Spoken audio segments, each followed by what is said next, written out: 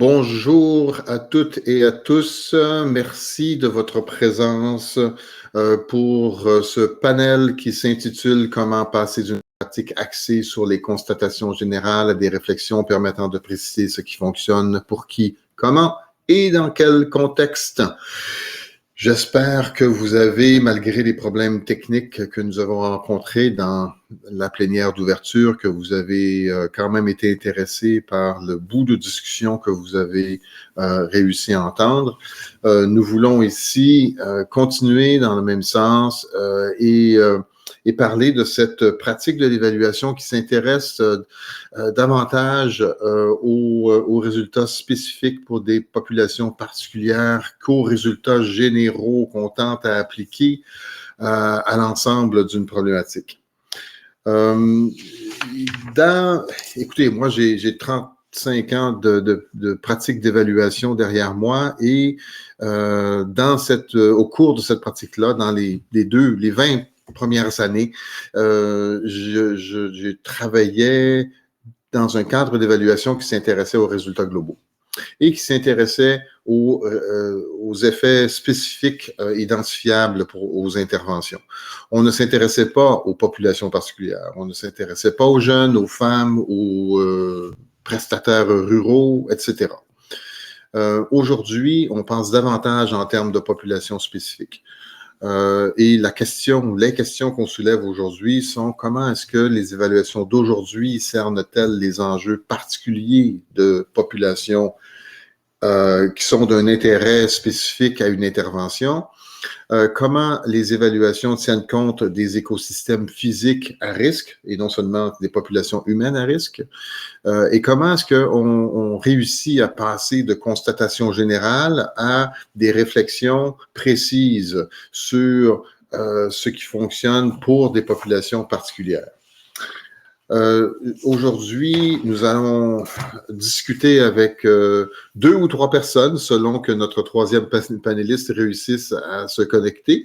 Mais je vous présente déjà Linda Ray et Denis Jobin. Si Ouseni Kinda réussit à se connecter, je le présenterai aussi. Linda sera notre première présentatrice. Elle est professeure en évaluation de programme à l'École nationale d'administration publique à Montréal et professeure associée au CESAG au Sénégal. Elle est présentement en détachement en Suisse. Elle pourra nous nous citer le nom de l'organisation que je n'ai pas dans mes notes. Son expertise combine l'utilisation des connaissances scientifiques et de diverses approches évaluatives pour améliorer les pratiques de gestion et les politiques publiques dans divers secteurs. Elle a réalisé plusieurs mandats en planification stratégique et en évaluation auprès d'organisations publiques, philanthropiques et communautaires à l'échelle internationale. Linda détient le titre d'évaluatrice qualifiée de l'ASC.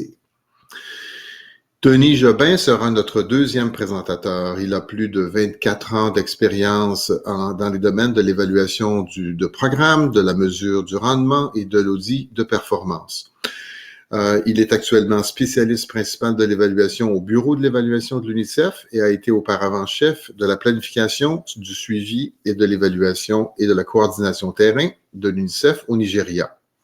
Il a également travaillé pour des organisations fédérales canadiennes. Alors, je demanderai à Linda Ray d'ouvrir la séance. Je pense qu'elle partagera avec nous un visuel à l'écran.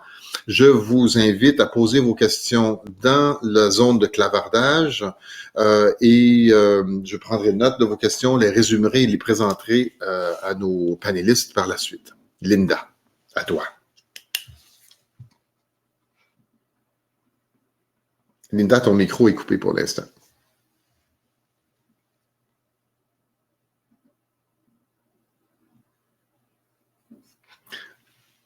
Linda, ton micro est toujours coupé?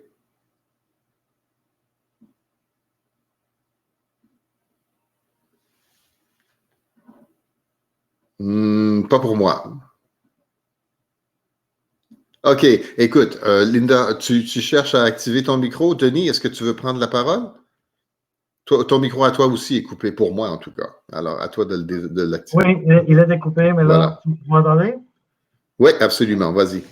C'est bon de partager Ma présentation, je crois que c'est celle-ci.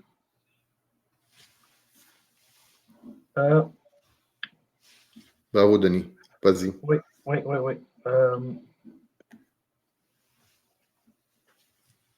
Et voilà, celle avec l'adresse Internet.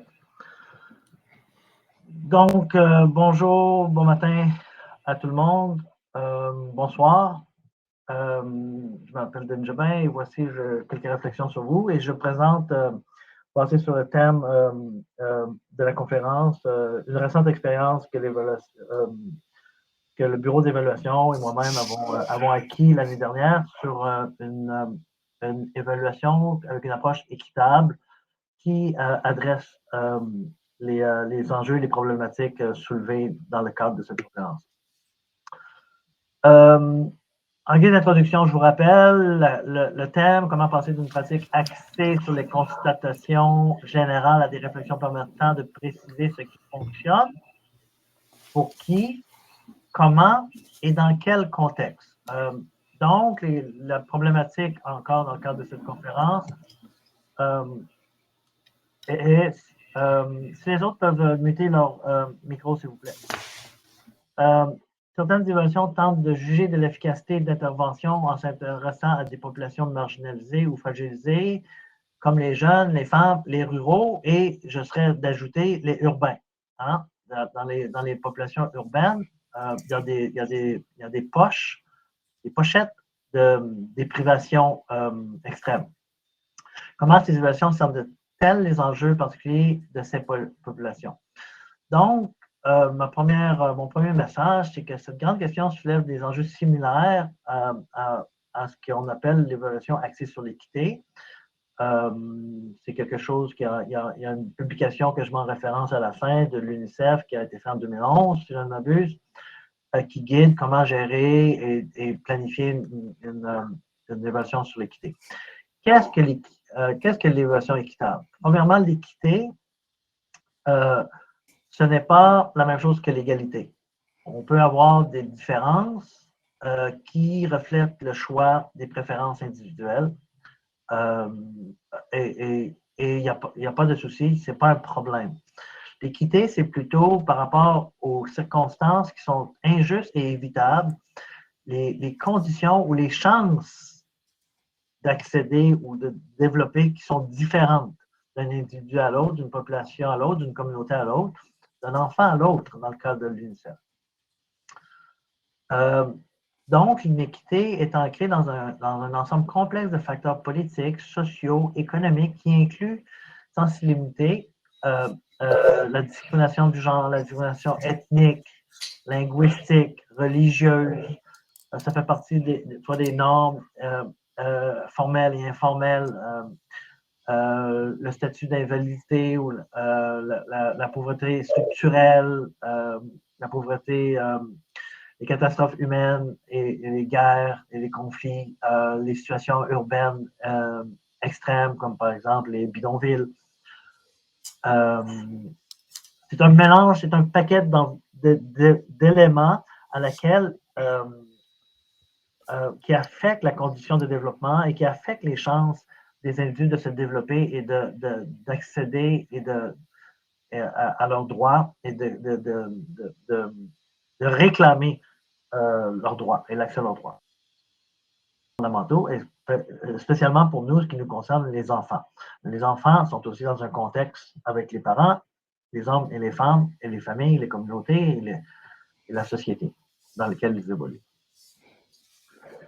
Donc, on va passer d'une pratique axée aux contestations générales pour préciser ce qui fonctionne pour qui et comment. Bon, c'est l'évaluation équitable. L'évaluation équitable, j'ai distingué c'est quoi l'équité versus l'égalité. L'évaluation équitable, elle s'attaque aux facteurs sous-jacents touchant la dimension d'équité des interventions de développement durable et s'adresse au contexte et mécanismes d'intervention spécifiques. Et là, je fais référence au CMO, c'est un acronyme anglophone. Mais qui est je ne veux pas utiliser l'anglais, mais je vais dire background, qui est l'information derrière cette problématique développée par les auteurs anglophones anglais l'évaluation réalistique. Donc, l'évaluation axée sur l'équité recherche explicitement la dimension d'équité des interventions en allant au-delà des données qualitatives et quantitatives, mais on fait une analyse des changements de comportement, des éléments, des facteurs structurants et des moteurs de changement qui affectent soit l'intervention, une campagne d'immunisation, une campagne de vaccination, soit le contexte, une campagne de vaccination dans le nord-est du Nigeria où c'est perçu dans certains cas, ou Congo, DRC Congo, où c'est perçu comme pas accepté par certaines communautés, perçu comme imposé par la communauté étrangère, qui affecte qui menace la fécondité. Tu vois, il y a toutes sortes de croyances ou de perceptions et c'est différent au Vietnam, tu vois, ou en Indonésie. Donc, pourtant, c'est la même intervention. C'est pour ça que le contexte on doit en tenir compte dans l'intervention et s'assurer qu'elle est mise en œuvre de façon adéquate en informant, dans le cas que je prenais, la campagne de vaccination, en informant, en sollicitant, en partageant l'information, en engageant d'une façon participative et les communautés et les gouvernements et les acteurs principaux.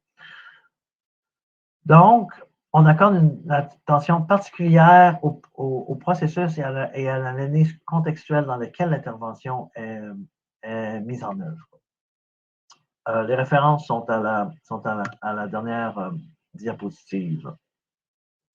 Alors, le point dans les quelques minutes qu'il me reste, c'était de partager une expérience que nous avons faite, que j'ai faite avec le Bureau d'évaluation à New York, une évaluation globale sur le travail de l'UNICEF dans le contexte urbain. Urbain, pourquoi? Essentiellement, ici, c'est que plus de la moitié des enfants vivent dans des villes ou dans des bidonvilles ou des établissements urbains dans le monde. D'ici 2050, près de 2,5 milliards d'individus vont vivre dans des bidonvilles, dans des villes, dont 90% en Afrique et en Asie. C'est les plus gros changements de population ruraux versus urbains dans ces deux continents. Cette augmentation aussi affecte beaucoup les bidonvilles et les résidences informelles qui abritent déjà plus d'1 milliard d'individus. Donc, on parle de déprivation, on pense que le monde urbain, souvent, que sont chanceux, ils ont la ville, ils ont les emplois, ils ont tout, mais il y a beaucoup de pauvreté. Et si on pense à Mumbai, si on pense à Lagos, Nigeria, si on pense à Rio de Janeiro, les favelas, il y a des richesses extrêmes et le 5 mètres à côté, c'est la pauvreté extrême dans des bidonvilles.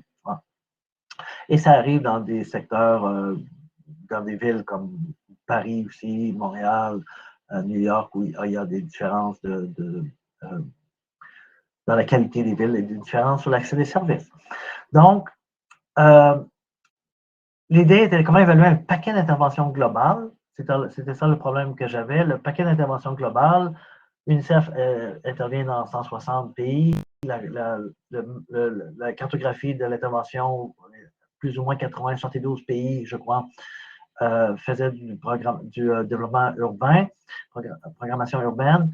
Donc, comment on peut évaluer l'intervention d'UNICEF, qui est différente, ceteris paribus, dans chacun des pays, mais avec le contexte qui est différent, évidemment, mais pour tirer des analyses globales et informer la façon à suivre pour l'organisation mondiale qui est l'UNICEF. Donc, nous avons identifié, suite à la cartographie, les deux choses, les construits. C'est quoi le modus operandi? Ça, c'est du latin, donc c'est français. C'est quoi le modus operandi de la programmation urbaine et c'est quoi les moteurs de changement qui affectent n'importe quelle intervention urbaine. Donc, on a développé un cadre analytique et théorique pour adresser ça de façon globale. 5 cas, Brésil, Belize, l'Inde, Philippines et l'Espagne ont été choisis dans ce cadre. Pourquoi 5? Parce qu'on ne peut pas en faire 30, c'est trop, ça prend trop de temps. Mais 5 études de cas, c'est tout disponible dans le site d'UNICEF en anglais. Par contre, la présentation qui était présentée au board, elle est disponible en français et je l'ai joint. Donc, rapidement, je vous passe les détails techniques urbains, mais c'est un exemple dans lequel on a regardé l'équité et l'inclusion. Il y a des sous-facteurs, des données, les expériences sont différentes des populations. Il y a des données, pour certains cas, pour d'autres cas, il n'y a pas de données dans lesquelles on peut faire de la programmation. Il y a des différents accès aux services de qualité versus quand c'est dans un quartier plus riche, les services santé, les services sont plus présents que dans les quartiers pauvres, et il n'y en a aucun dans les bidonvilles. Pauvreté, l'emploi, la violence, Rio de Janeiro, c'était un cas au Brésil, c'était un cas, il y a de la violence envers les enfants et les adolescents, menée à cause du crime. Planification urbaine, etc. Donc, la sécurité urbaine, les risques, les environnementaux, c'est tous des éléments dans lesquels on a analysé l'intervention et le contexte pour chaque cas que nous avons pris. Vous comprenez que le Philippines, c'est complètement différent du Brésil, qui est complètement différent de l'Espagne. Et on prenait des villes, c'est des pays, on prenait Rio de Janeiro, on prenait dans ce cas, Madrid et certaines autres villes. Donc, l'analyse a été portée en fonction de ces moteurs de changement. Donc, en guise de réflexion, plus de détails sont disponibles. En guise de réflexion, je veux juste soulever que les évaluations réalistes sont similaires à plusieurs égards aux évaluations centrées sur l'équité, dans laquelle l'UNICEF pratique. Il est important de bien comprendre, dans tous les cas, le contexte et les facteurs affectant les interventions, autant les interventions que les bénéficiaires et leur contexte respectif. Okay? On doit comprendre ce qui se passe, où, pour qui et comment. Et ça va de soi dans toutes les évaluations. L'approche de la théorie du changement, elle a beaucoup de bénéfices, mais elle a autant, sinon plus, d'inconvénients si elle est mal opérationnalisée. C'est quelque chose qui doit être réfléchi bien. On peut avoir une théorie qui ne reflète pas ce qui se passe ou qui ne donne pas justice au contexte où on ne capture pas l'élément. Donc, c'est un construit aussi. Je ne veux pas rentrer dans l'épistémologie, mais c'est un construit laquelle on va capturer ce qu'on veut et on va ignorer ce qu'on n'a pas planifié de capturer. Enfin, pour UNICEF, les enjeux, ce qui est important, ce n'est pas non seulement que d'avoir des évaluations de qualité et crédibles. Bien, oui, c'est important, mais ce n'est pas ça notre but. Notre but, c'est d'avoir des programmes qui sont améliorés, qui améliorent la vie des enfants et des adolescents et qu'on fasse une différence. Et dans certains cas, ça passe par des évaluations de qualité utiles qui informent les décideurs nationaux, les décideurs d'UNICEF dans notre organisation au niveau décentralisé, les bureaux pays, mais aussi les gouvernements qui prennent cette information et avec laquelle on travaille pour améliorer la vie des enfants, des adolescents, des femmes et des individus. Et voici, c'était la conclusion. Les ressources, la diapositive sera disponible à travers le FIFA. Merci.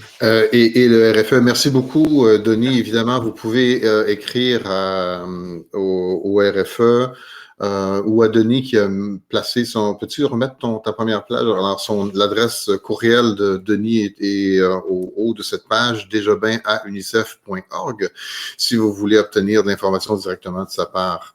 Merci beaucoup, Denis. Je m'excuse auprès des personnes qui indiquent dans le chat avoir des difficultés techniques. Il semble que le prestataire ait des enjeux de stabilité aujourd'hui. Je vous propose, pour tenter de les régler, de rafraîchir la page ou alors de fermer carrément votre navigateur et de le réouvrir à l'URL prescrit. Si vous fermez les autres applications qui tournent en même temps sur votre ordinateur, peut-être que ça aidera votre cause aussi. Mais laissez-nous savoir comment ça se passe pour qu'on puisse refléter la chose à notre prestataire. À la question de Thomas, je vous propose d'écrire à Denis pour l'obtenir directement. Vous l'aurez tout de suite, plutôt que de passer par nous qui devons jongler plusieurs demandes à la fois. Alors, déjà bien à unicef.org. Ousseni s'est joint à nous. Je le présenterai après la présentation de Linda en espérant que sa connexion Internet soit stable. Alors, Linda, tu réactives ton micro. Est-ce que là, Merci. tu m'entends? Là, je t'entends très bien. Yes. Je te remercie. Et puis, alors, je réitère, si tu veux dire où tu travailles présentement, juste pour compléter ta bio, puis ensuite, tu passes à ta présentation en te remerciant. Oui, merci beaucoup. Comme tu l'as dit tantôt, je suis en détachement à l'Alliance globale pour la vaccination. Donc, je mets mes expertises au service de l'effort mondial en ce sens, en utilisant encore une fois les données, l'évaluation et la réflexion stratégique. Donc, merci beaucoup. Sans plus tarder, je vais prendre la suite de Denis. Je vais partager mon écran. Est-ce que vous voyez mon écran? Merci. Ok, super. Merci beaucoup. Donc, moi, dans la lignée de Denis, je vais m'interroger sur cette notion de population vulnérable dans les différents projets auxquels j'ai eu à participer, mais surtout de montrer l'exemple particulier de la vaccination dans laquelle je suis actuellement, sur lequel je m'intéresse particulièrement en ce moment. Les 3 messages clés que j'aimerais partager, ou en tout cas sur lesquels j'aimerais que la réflexion s'oriente, c'est la notion de population à risque. J'ai utilisé ce terme parce que c'était celui qui était dans le titre, mais après avoir eu la présentation d'ouverture, je me suis rendu compte qu'effectivement, on avait les mêmes réflexions autour de qui sont-ils ou de qui est-ce qu'on parle lorsqu'on parle de population à risque. Donc, je vais apporter un petit regard là-dessus. Le deuxième message clé, c'est la quête de l'équité comme élément central de toute intervention dans l'évaluation. Donc, c'est vrai qu'effectivement, aujourd'hui, on va parler particulièrement d'évaluation, mais je voulais montrer aussi que pour que ça fasse sens quand on arrive à l'évaluation, il faut en tenir compte tout au long du cycle de projet. Et dernier élément, non des moindres, c'est, je vois dans l'écran, on ne voit pas l'écran. Bon, écoutez, je vais. Le troisième élément, en tout cas, c'est. C'est pas de ta faute, Linda. Je vais tenter d'aider. OK. Merci. Donc, le troisième élément, c'est la question de l'équité. Qu'on pense qu'elle est intégrée, mais on l'oublie souvent. Mais lorsqu'on parle d'équité, il faut intégrer aussi la notion d'éthique. Et ça, c'est vraiment très, très important. Donc, sans plus tarder, la notion de population à risque, de qui parle-t-on? Ici, je trouve que le questionnement que Benoît, tu nous avais donné dès le départ, c'est-à-dire qu'est-ce qui fonctionne pour qui, dans quelles circonstances et dans quel contexte, c'est aussi en termes de définition de cette notion de population à risque. Alors, la littérature nous présente la notion de population vulnérable qui serait plus englobante que celle de population à risque. Et sous vulnérable, on entend population fragilisée.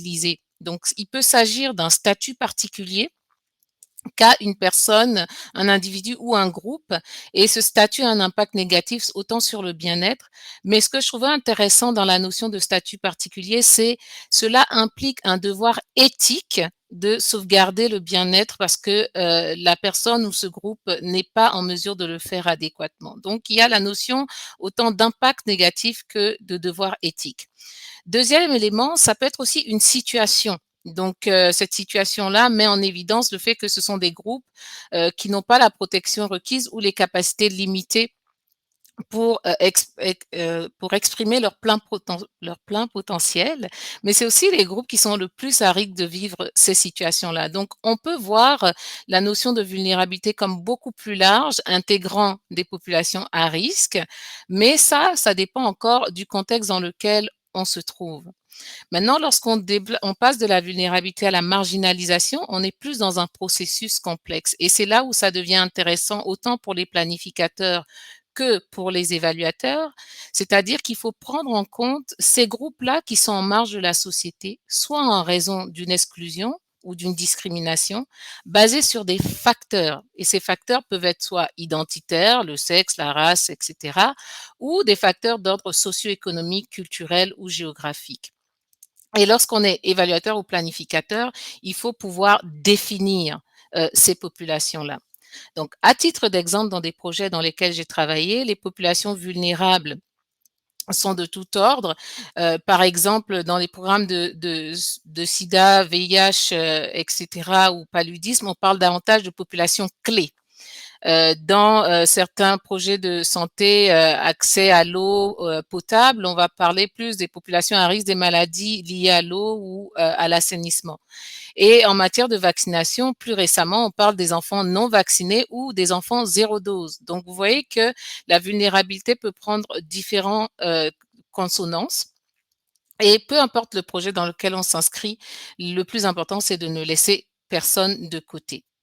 Donc, les prochaines slides vont concerner particulièrement dans le cycle de projet comment on adresse ces éléments. Alors, je présente ici sur ce tableau un exemple qu'on utilise en vaccination où on regarde l'équité comme centrale autant au niveau des processus que des résultats. Au niveau de la planification, on veut réfléchir à savoir qui sont ces enfants non vaccinés, où sont-ils et pourquoi ils ne sont pas rejoints. Donc, on va essayer à travers la collecte de données d'aller chercher la réponse à ces questions. Donc, je vous ai mis quelques exemples de données ici qu'on regarde, que ce soit des données administratives, des enquêtes évaluatives ou des données produites pour les enquêtes de couverture vaccinale par les instituts nationaux de statistiques. Où sont-ils? On fait de plus en plus référence à des données géolocalisées, mais au niveau des communautés, on travaille avec ce qu'on appelle l'approche de micro-planification, qui permet vraiment d'aller identifier dans les ménages, dans les zones les plus isolées, qui sont ces familles-là où les enfants n'ont pas accès au système de santé et donc à la vaccination.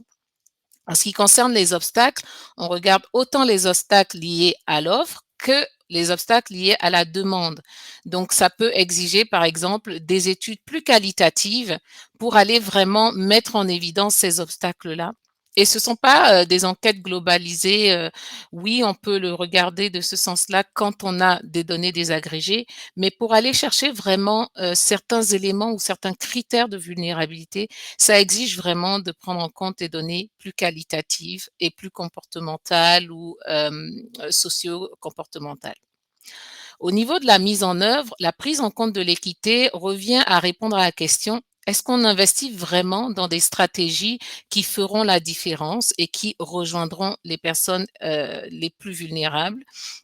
Et là, ça veut dire qu'il faut mettre de côté des investissements qui leur sont ciblés, qui sont spécifiques. Ça veut dire qu'il faut vraiment identifier des activités ou des stratégies qui vont réduire les obstacles autant socio-économiques, de genre ou culturels. Il faut pouvoir adapter ces approches-là autant que possible pour qu'elles soient le plus équitables, inclusives et cohérentes. Et bien sûr, on ne peut pas y arriver tout seul, pardon. Donc, je vais vous donner quelques exemples dans la slide suivante. Et enfin, tous ces éléments-là qu'on retrouve en planification ou en mise en œuvre va exiger notamment de la triangulation, autant des données, mais aussi des perspectives, et la désagrégation pour vraiment aller chercher la différenciation ou la segmentation des différents groupes les plus vulnérables. Au niveau de la mise en œuvre, on va vraiment regarder tout ce qui concerne le ciblage. Est-ce qu'on cible vraiment les bonnes personnes? Et en matière d'évaluation, ça va consister à regarder le critère de pertinence. Alors, sur la slide suivante, je voulais donner un petit exemple sur qui sont ces groupes-là. On peut retrouver ces segmentations dans un même pays. Si je prends l'exemple de la vaccination, on peut voir que les enfants qui ne sont pas vaccinés ou qui sont sous-vaccinés sont ceux qu'on retrouve dans les populations migrantes parce qu'elles ne sont pas établies. On retrouve également, comme l'a dit Jobin dans son exemple, dans les zones urbaines ou les zones urbaines défavorisées. Souvent, ça peut être des bidonvilles. Ça peut être aussi dans des camps de réfugiés ou des populations nomades qui ne restent pas au même endroit et qui ne sont pas associées à un centre de santé en particulier ou qui ne sont pas rejoints parce qu'ils bougent beaucoup. Et bien évidemment, de façon transversale, on retrouve la notion de genre. Donc, une bonne définition et une bonne identification de ces sous-groupes de la population dite spéciale, dite clé, dite à risque ou encore vulnérable est très importante parce qu'elle permettra ensuite une mise en œuvre d'autant plus ciblée et une évaluation en ce sens. Alors, je vous montre un exemple d'UNICEF ici, mais pas parce que je suis en collaboration avec UNICEF, mais pour vous montrer que autour du même enjeu de rejoindre les enfants non vaccinés, on peut retrouver différents contextes. Je ne commenterai pas ces photos, mais juste l'idée pour vous de voir que en fonction du contexte dans lequel l'intervention est mise en œuvre, ça demande des adaptations et des ajustements. Ces populations peuvent être dans des zones vraiment reculées où on ne peut pas les rejoindre et donc ça exige de pouvoir mettre en place les procédures qu'il faut ou de soutenir les relais communautaires pour pouvoir aller les rejoindre là où ces populations se trouvent parce qu'on les oublie souvent lorsqu'on planifie nos interventions. Ou encore de respecter certains éléments culturels et de pouvoir les adapter avec nos interventions respectives. Le type d'intervention qu'on retrouve en vaccination qui répondent à ces enjeux-là sont des interventions liées à la stratégie urbaine d'immunisation ou encore ce qu'on appelle des stratégies avancées. Oui, on va rejoindre la plupart des enfants là où ils se trouvent quand ils sont associés au centre de santé, mais on va aller un peu plus loin. En anglais, excusez-moi, on dit the last mile, le dernier effort à faire pour aller rejoindre ceux qu'on oublie souvent. Et en ce sens, il y a une approche qu'on appelle atteindre chaque district qui essaie de réfléchir à des innovations en ce sens. Mobiliser les communautés elles-mêmes. On a tendance à tout centraliser et pour pouvoir rejoindre ces populations, il faut vraiment aller mobiliser les forces au sein de ces populations-là pour pouvoir les impliquer dans ces processus. On est dans un monde où la technologie avance, donc il y a des innovations qui sont proposées, comme par exemple la livraison de drones, la livraison de médicaments ou de vaccins ou de poches de sang à travers des drones. Donc c'est quand même aujourd'hui avec l'agenda 2030, rejoindre les plus vulnérables et ne laisser personne de côté est central. Alors, je finis ici avec la notion d'équité et d'éthique. Comme vous l'avez vu dans la définition au début, comme je vous le disais, il y a un devoir, disons, éthique à préserver ou à protéger les populations les plus vulnérables parce que c'est celles qui sont le plus souvent oubliées ou c'est celles, de par leur vulnérabilité, qui ne sont pas les plus faciles à rejoindre. Alors, en ce sens, il faut vraiment réfléchir en tant qu'évaluateur ou en tant que planificateur ou même chargé de projet à comment je fais appel à mon sens éthique, non pas tout seul dans mon coin, mais aussi en collaboration et en contact avec les autres. Il faut être conscient de ses propres biais et de ses propres valeurs. C'est pas parce que on a de bonnes intentions que nos intentions ne peuvent pas se traduire en des actions qui peuvent nuire. Deuxièmement, il faut gérer les enjeux politiques et les intérêts en compétition. C'est-à-dire que même si on veut rejoindre les populations vulnérables, ça peut apporter une certaine stigmatisation. Donc, en tant que spécialiste, je pense que la solution serait vraiment de se baser autant que possible sur les données lorsqu'elles sont fiables, les trianguler avec d'autres pour pouvoir vraiment cibler de façon la plus objective possible pour rejoindre les populations les plus à risque. Le processus doit être inclusif et participatif parce que les perspectives différentes vont vous apporter un nouveau regard. Donc, il y a une certaine ouverture à avoir. La désagrégation des données, j'en ai déjà parlé. Alors, un petit rappel ici. Souvent, on dit on est éthique dans nos processus ou dans nos évaluations, voire dans nos recherches, parce qu'on anonymise et qu'on ne voit pas le nom des personnes sur les enquêtes que l'on mène.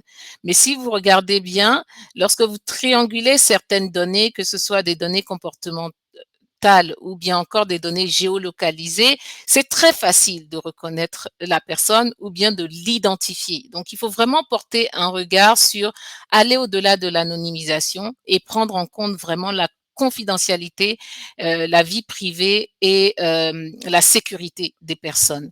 Constituer des comités éthiques sur le terrain, mais aussi lorsqu'on vient d'ailleurs. Je pense que c'est très important d'avoir un regard éthique croisé pour pouvoir prendre en compte ces enjeux-là et protéger les populations.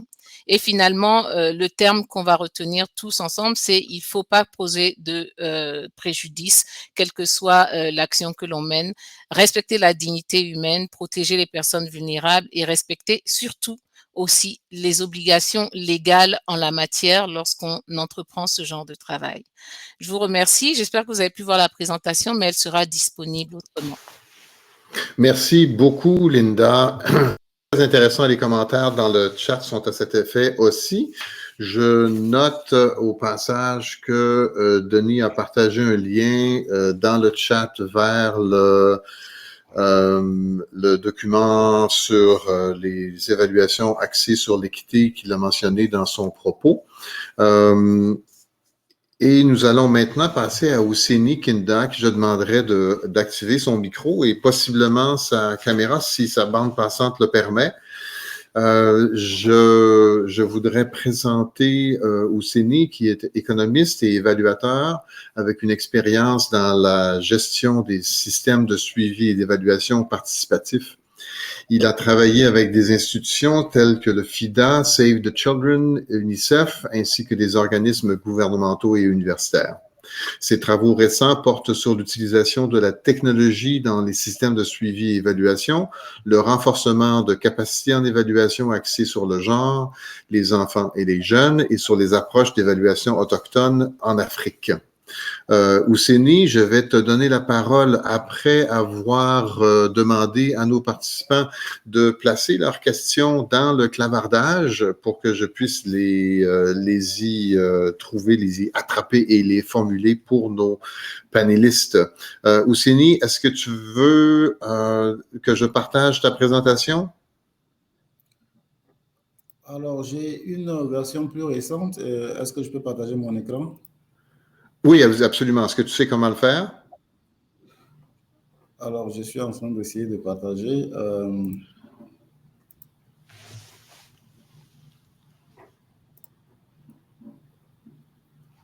Alors, je pense qu'il refuse de partager. Hein.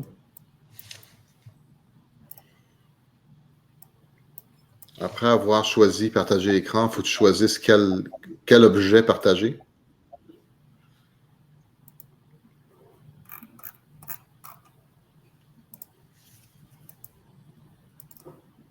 L'option partager n'est pas active. Alors, vous pouvez partager votre écran et puis je vais suivre avec vous. Je partage ce que tu m'as envoyé plus tôt. Voilà. À toi. Voilà, merci beaucoup. Merci pour cette opportunité de parler des communautés ou des groupes vulnérables. Moi, ma présentation va se pencher plus sur les enfants et particulièrement sur la RDC, la République démocratique du Congo, où j'ai travaillé pendant un certain temps. Nous avons voulu en fait écouter les enfants et savoir en fait quelles sont leurs expériences donc, dans les zones de conflit. Et on ne voulait pas avoir tous les éléments de la part des adultes. Et donc, il était important de conduire une recherche avec les enfants dans 5 provinces de la RDC. Next slide.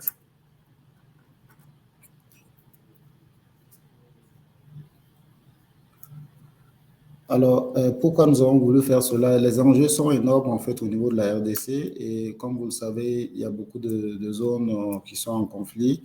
Et il était important, en fait, pour Save the Children, en ce moment, je travaille avec Save the Children, de s'assurer, en fait, que nous apportions l'appui nécessaire en fonction des besoins et des priorités des enfants. Et cela, donc, passe par une appréciation de leur capacité, une appréciation des besoins qu'ils ont, mais également une appréciation du contexte. Et cela, nous l'avons fait, donc, en 2018, en explorant 5 provinces fondamentales de la RDC. Next slide.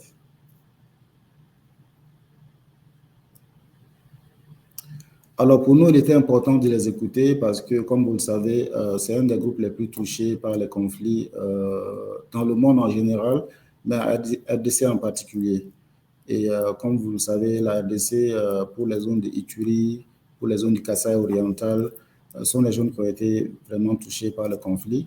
Et donc, Save the Children, dans sa lancée, en fait, d'apporter des soutiens, était tenu de conduire, en fait, de telles études pour savoir ce qui marche ou ce qui ne marche pas, afin d'apporter, en fait, des solutions idoines. Next slide.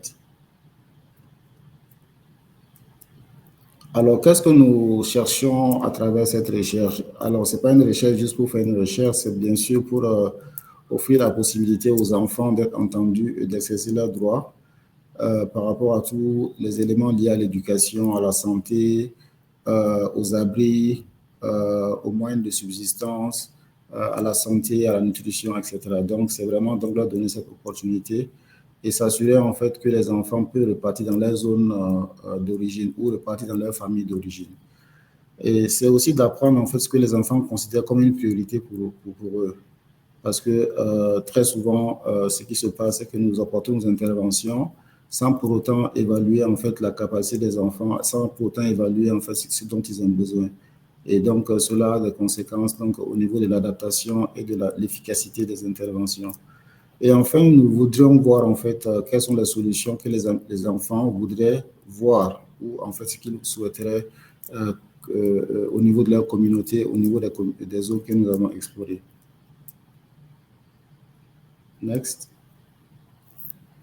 En termes de méthodologie, bien sûr, on a fait une évaluation des risques pour s'assurer que tout est OK, qu'on a minimisé en fait tous les risques liés donc à l'enquête, mais également que les enfants en fait avec qui nous allons travailler, qui ne soient pas exposés à un quelconque risque. Nous avons échantillonné 5 provinces voilà, fondamentales où le risque était majeur, donc Ituri, Lomami, Kassa oriental, le Nord Kivu et le Sud Kivu. Et les considérations pratiques telles que l'accès aux zones les cinq provinces et puis les questions de sécurité avaient été donc prises en compte lors de l'évaluation. Next slide. Bien sûr, pour nous, il était important d'avoir le consentement des parents, bien que la cible essentielle, c'était les enfants, mais il fallait bien sûr avoir l'accord des parents et savoir que les parents étaient OK pour tout ce qu'on allait faire avec les enfants.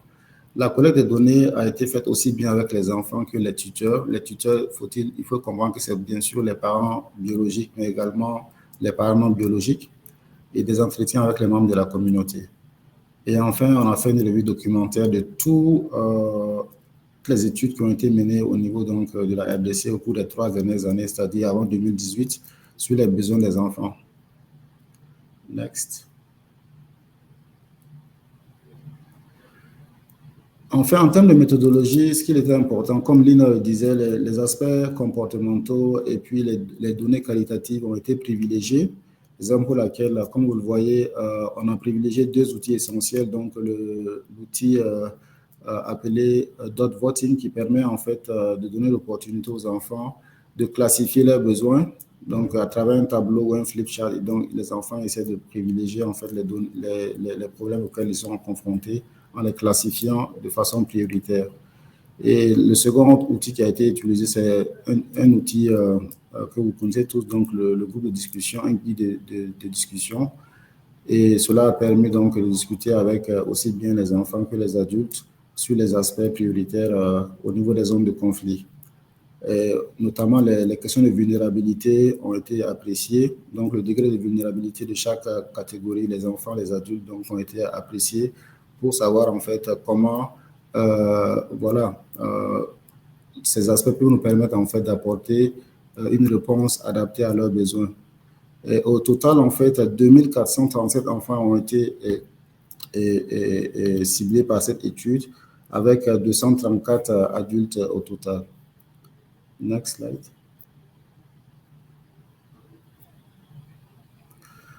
En termes de limites, il faudrait relever ici que l'échantillon n'a pas été aléatoire parce que ce n'était pas vraiment le but ultime.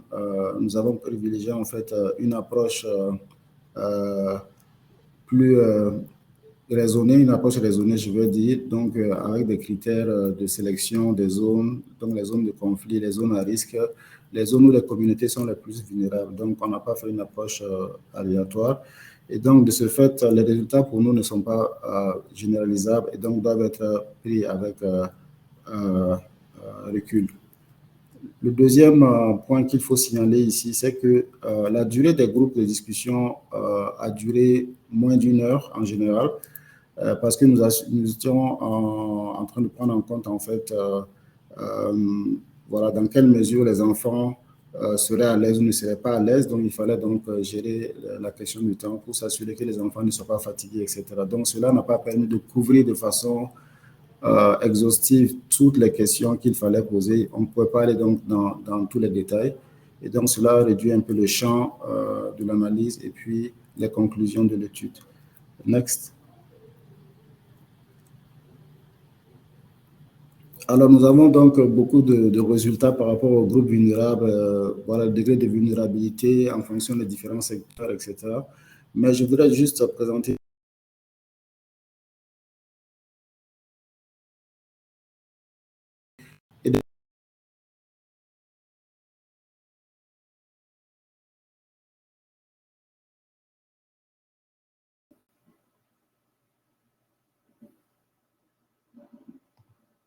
J'ai eu une coupure de communication avec Ousseni. Est-ce que d'autres l'entendent? Non, je ne l'entends pas. Ousseni, on a perdu ton... Merci Linda, merci Denis. Ousseni, on a perdu ton signal. Maybe enlever sa vidéo. Ousseni, si tu nous entends, enlève ta vidéo. Je peux la couper pour lui.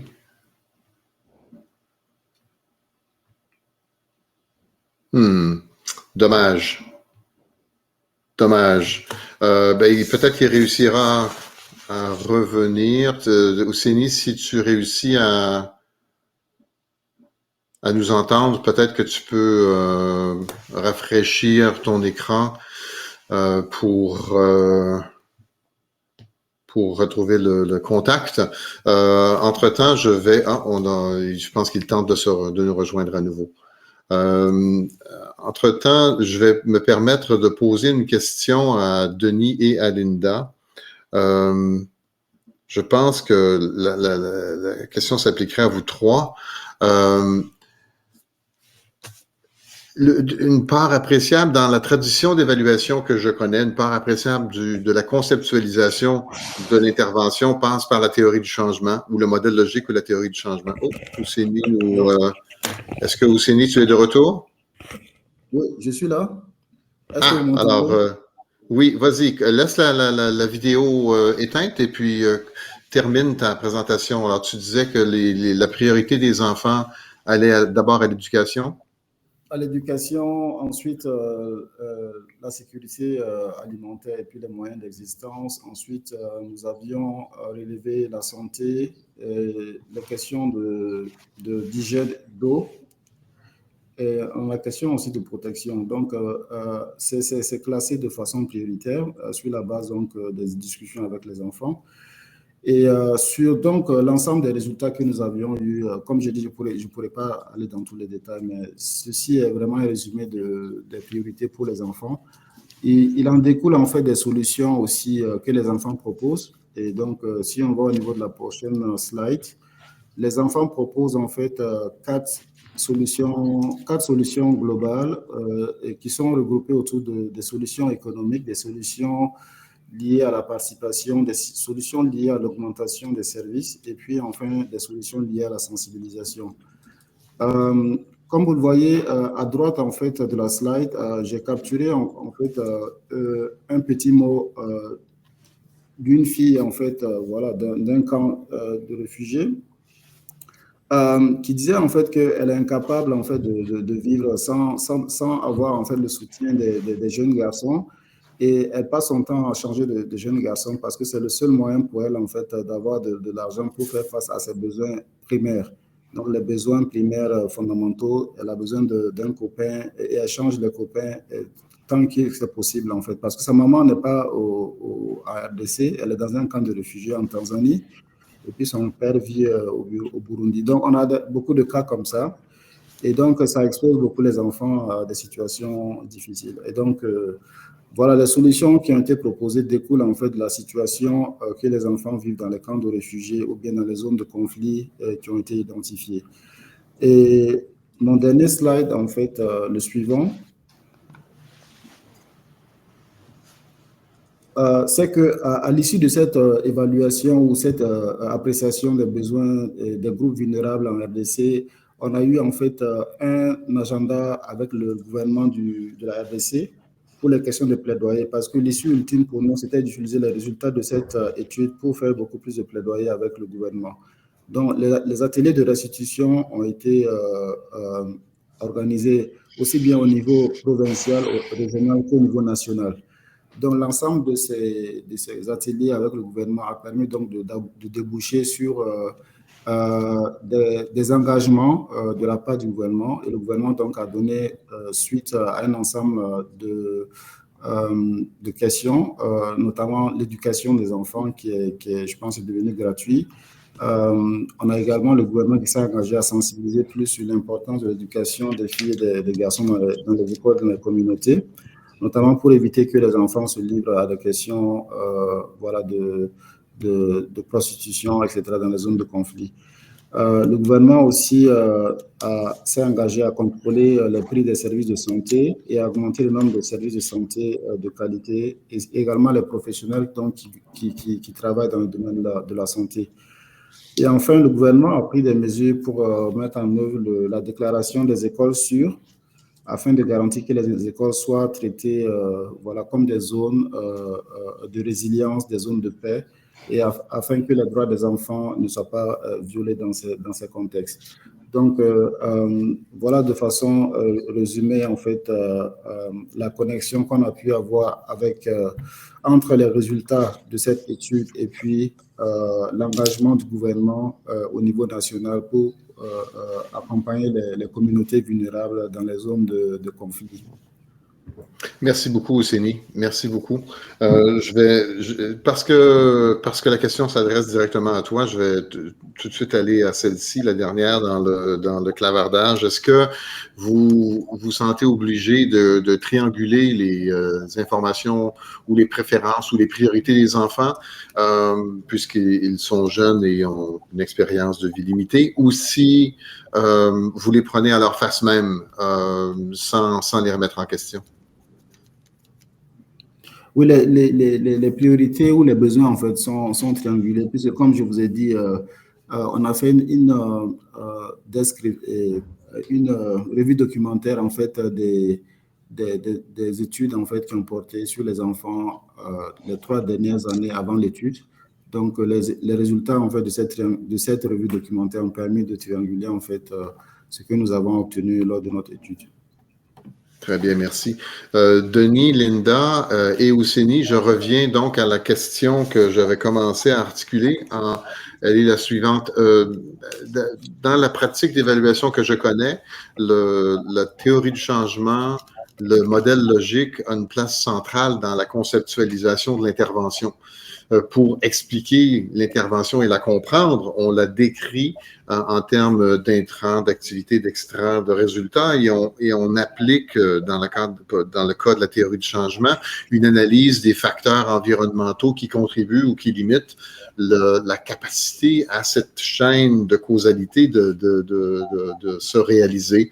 On peut aussi situer d'autres facteurs externes à l'intervention, mais qui s'appliquent sur la dynamique d'intervention dans une réflexion de cette nature-là. Modèle logique, théorie du changement. Est-ce que, par contre, cette approche-là, qui est l'approche, je pense, l'approche classique en évaluation, ne met pas à risque, je vais changer de terme, ne risque pas d'écarter de la réflexion les groupes pour qui la dynamique est différente, pour qui les facteurs de risque sont différents, pour qui les éléments d'environnement pourraient jouer de façon différente et faire en sorte que l'intervention, à la limite, pourrait leur être pour être négative pour ces groupes et ces personnes, plutôt que positive pour une part importante des autres. Alors, est-ce qu'il y a un risque, donc, dans cette approche classique de l'évaluation à la compréhension de l'intervention? Linda, en premier?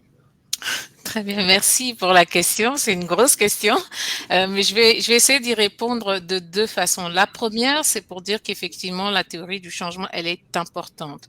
Elle est importante, mais elle doit être contextualisée. C'est sûr que en tant qu'évaluateur, on doit faire sens dans des modèles et dans des structurations qui nous parlent, mais la collecte de données de base peut se faire de différentes façons. Je te donne un exemple. Actuellement, je suis associée à un projet qui se passe en Amérique latine, au Pérou, dans des communautés autochtones. Et on demande à ces communautés-là quelle est leur perception et comment elles comprennent les facteurs qui jouent sur leur santé, notamment en matière de vaccination ou d'accès à l'eau ou aux projets qui sont les leurs. Donc, eux, ils ont leur façon d'analyser cette théorie de changement dans une sorte de ce qu'on appelle la cosmogonie des communautés autochtones. Ils vont faire des dessins, ils vont donner accès à des informations, des comptes ou des personnes. Donc, c'est à nous, en tant qu'évaluateurs, de s'adapter, de collecter tout ça et ensuite de traduire ça dans une théorie de changement comme nous, on l'entend de notre côté. Et deuxième point, c'est un continuum. Il y a des projets qui intègrent l'équité de façon transversale, mais l'équité n'est pas la cible du projet. C'est-à-dire qu'on veut que tous les projets, autant que possible, soient sensibles à l'équité, soient sensibles au genre. Et donc, quel que soit le projet, on va intégrer ces éléments-là de façon transversale. Mais il y a des projets qui visent spécifiquement les personnes vulnérables. Et là, on va parler plus de projets qui transforment. Et dans ce cas-là, oui, toute l'intervention, la théorie du changement tourne autour de ces éléments d'équité. Merci, Linda. Denis, est-ce que tu veux rajouter quelque chose? Oui. Alors, c'était une de mes conclusions ou réflexions sur la fin, c'est que la théorie du changement, ça peut être un outil qui est mal utilisé. Hein? Comme bien utilisé, c'est un outil, c'est comme un marteau, un tournevis. Ça peut être bien utilisé et mal utilisé. Puis, la pratique jusqu'à présent, en général, elle pourrait être, c'est participatif, on consulte, on identifie, pas assez, mais on identifie les hypothèses sous-jacentes, les hypothèses, les conditions d'intervention, les facteurs contribuants, les facteurs empêchants. Donc, les boîtes de théorie de changement, les boîtes et les flèches. Les flèches. C'est ça qu'il faut. Donc, souvent, ça se fait un peu rapidement. Ça se fait un peu pas dans les détails. Donc, si on ne fait pas ça, la flèche, c'est les conditions. C'est les conditions, c'est le contexte. Les normes. Au nord du Nigeria, les filles sont pas encouragées d'aller à l'école. Au sud, elles sont encouragées. Tu vois? Donc, dans le même pays, tu as différentes approches. Ça, c'est une. La deuxième problème, c'est que c'est la notion d'un nid. C'est dans l'anglais que je traduis, là, un nid d'oiseau. Dans une théorie du changement ennichée dans la théorie du changement global. Donc, c'est comment on zoome. Et souvent, on fait une simplification superflue. On regarde une théorie du changement d'un programme et on ignore toutes ces sous-théories-là sous-jacentes. Donc, la théorie du changement de l'éducation des filles, il y a la théorie du changement du support des parents, il y a la théorie du changement du support des leaders religieux, il y a la théorie du changement des communautés, il y a la théorie du changement des professeurs, et il y a la théorie du changement de l'école élémentaire qui veut que les professeurs soient payés, qui veut etc., etc. Donc, il y a ça. Mais le plus grand problème, c'est quelque chose que je n'ai pas eu le temps d'ajouter, mais on n'utilise pas les théories, je vais conclure là-dessus, on n'utilise pas les théories qui existent présentement. Il y a plusieurs théories des sciences sociales, et si besoin est de la biologie pour expliquer les phénomènes qu'on essaie d'évaluer. Et dans l'exemple qu'on a, je pensais, moi, à l'approche institutionnelle de Douglas North, un prix Nobel de 1990, qui dit qu'il faut porter attention aux institutions. Et c'est quoi les institutions? Ce sont les règles formelles et informelles qui divisent l'action humaine, les interactions interhumaines. elle inclut les cultures, les normes, les croyances, et inclut les politiques et les règles et les contrats. Un exemple qu'on connaît bien, je conclue là-dessus, comment c'est important d'apporter attention à ces normes-là et à les théories qui existent, des théories solides, qui ont été prouvées. Les professeurs de l'Université au Québec, quelque chose que je connais, sont engagés, ils doivent travailler et ils doivent publier. Mais nulle part dans leur contrat, c'est écrit « publish or perish ». C'est une règle informelle. On sait c'est ça. On dit que tu as 2 classes à donner, mais tout le monde sait que c'est publish or perish, publier ou périsser. Désolé mon anglais. Donc, dans le milieu du travail, que ce soit partout, UNICEF, les ONG, il y a des règles formelles et des règles informelles. Il y a des interventions comme ça qu'il faut porter attention parce qu'elles affectent la performance et ultimement les résultats. Merci. Merci, Denis. Ousseyni, est-ce que tu veux nous donner un dernier mot en conclusion, puisque notre temps est épuisé? OK. Merci. Moi, je dirais aussi que la théorie du changement est très importante pour nous, en tout cas pour le nord du Nigeria où je travaille. Toutefois, ce qui se passe, c'est que nous, on n'arrive pas en fait à implémenter des théories de changement en fait d'un bout à l'autre en fait. Si je prends par exemple la thématique des camps de réfugiés, on a les théories de changement en fait pour les camps de réfugiés en fait au nord pour les interventions au nord du Nigeria. Mais c'est que véritablement le contexte est volatile et puis les activités et puis les connexions avec le gouvernement fait que nous sommes amenés à modifier en fait ce qu'on a prévu de faire. Par exemple, actuellement, le gouvernement du Nigeria prévoit de fermer tous les camps de réfugiés en fait et de ramener en fait les déplacés au niveau de leur zone d'origine. Ce qui fait que nous, maintenant, au niveau de nos projets, en fait, qui sont axés sur les camps de réfugiés, on doit aussi, les camps de déplacés plutôt, on doit revoir un peu notre approche parce que ce qu'on a prévu, ça ne va plus marcher, en fait.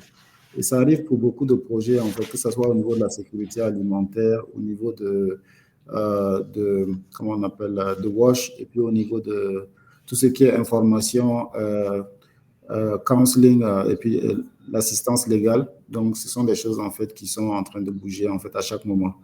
Donc, bien entendu, c'est important, mais nous, on a des difficultés, en fait, pour suivre et puis s'assurer, en fait, que ce qu'on a prévu, c'est ce qu'on est en train de faire, parce qu'on modifie à tout moment. Parce que le contexte change constamment. Ouais. Ousseyni, Denis, Linda, merci beaucoup pour ces partages. Aux 53 personnes qui sont toujours en ligne, merci beaucoup d'être restés avec nous. Vous avez posé certaines questions qui n'auront pas obtenu réponse, mais restez en ligne. Il y a encore d'autres présentations sur des thèmes satellites à celui-ci dans la prochaine heure, après 15 minutes de pause, et suivra une conclusion synthèse de la part de Thaddée et Claudine dans le dernier quart d'heure de la journée. Je vous remercie énormément et je vous souhaite bon repos, bon café et on se retrouve pour la suite. Au revoir. Merci, Linda. À bientôt. Prends soin, reste sage au Nigeria. Merci.